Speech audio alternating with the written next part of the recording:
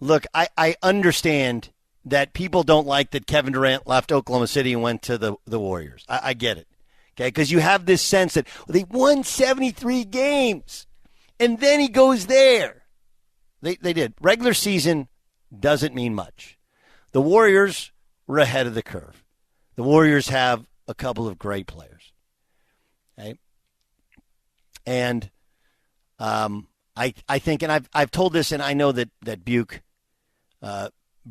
believes this, knows this, because he lives in Northern California. The Warriors' reign of dominance was changing. They were strength in numbers when they won that championship. People forget, like no one has said this, so let's just go through it and be honest. Okay, the first year they win a championship, they were awesome. But they were also helped by the fact that every team they played in the playoffs had a significant injury. Let me repeat to that. And you're like, well, what? Well, you're just making it. No. I'm just telling the truth. Okay, I'm not making excuses. I'm a fan. I love how they play. They were a great defensive team. Not just everybody thinks of their offense, but their defensive ratings were off the charts. They had a tremendous bench. But this idea that they were this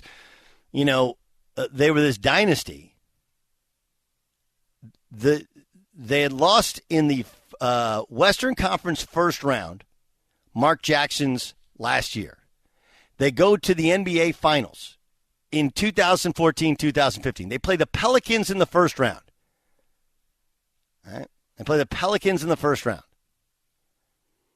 And they get up early and dominate the Pelicans. But if you remember in that series, the Pelicans didn't have, I think Drew Holiday didn't play game one. You're like, well, Drew Holiday. Yeah, Drew Holiday's pretty good. Pretty good. You go back, then you go to the second series. They played the Memphis Grizzlies. Mike Conley was an all-star point guard. He didn't play in the first two games. That happened. Then they play the Houston Rockets in the Western Conference Finals. And in addition to, look, James Harden was James Harden in the playoffs. That was not a great Warriors. That was not what I thought was a great winning Houston Rockets team. So they beat the Rockets. They take on the Cleveland Cavaliers. And in game one of an overtime game, Kyrie Irving's knee busts in half. So they win an NBA championship. They were a great team. They won 67 regular season games. So it wasn't like they weren't the best team. They're number one, by the way, that year, number one defensive rating, number two in offensive rating. They were an amazing basketball team. So the next year they win 73 games and they lose in the finals. But what was changing was you had Harrison Barnes was becoming a free agent. And the strength in numbers was essentially over. They had a choice to fill out the roster with all of those kind of roster filler guys, but many of them had aged, like Leandro Barbosa was one guy who had aged. I know that Sean Livingston at that time was in like his 10th year in the NBA. And even Andre Iguodala, who they won that first championship with at that time, he was looking, and I know he's still playing, but starting to felt like maybe he's getting over the hill a little bit, right? Those were not spring chickens. And then, the Maurice Spates, like he was gone. There were a bunch of dudes that were going out the door there. So they went and got Kyrie. They went and got Kevin Durant.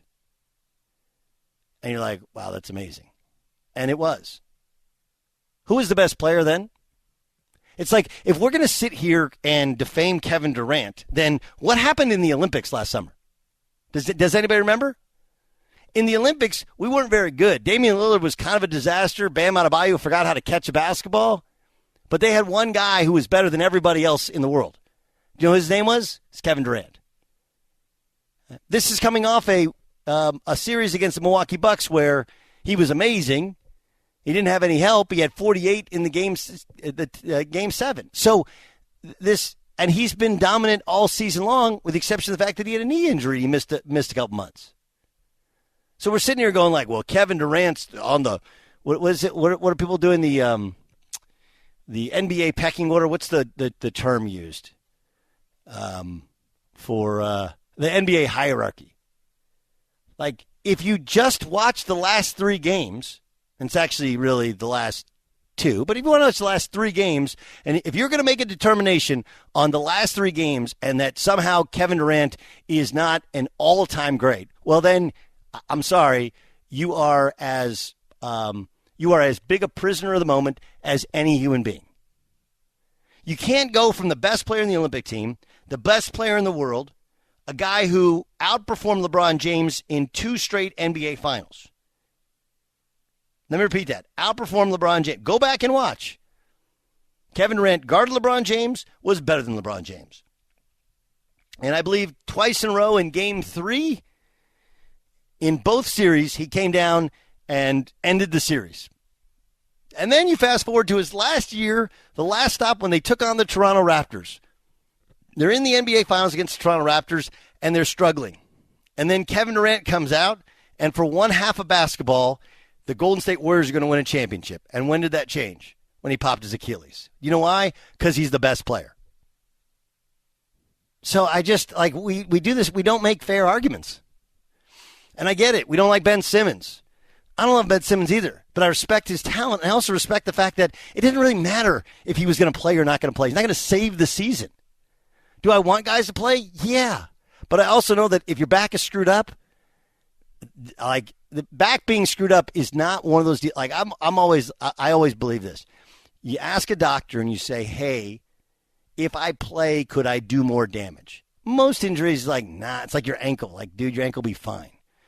You got the whole offseason to rest your ankle. If it's like a hamstring, you're like, man, just go. Hamstring. Now, a lot of guys won't play on an ankle now because they feel like Kevin Durant had a bad ankle and then he popped his Achilles because of it. It's not necessarily that related. Your Achilles goes when it goes. But that is a belief that some players have because they saw what happened to KD, if you remember back to 2 years ago or 3 years ago, whatever that was. But we have this energy for Ben Simmons, somehow.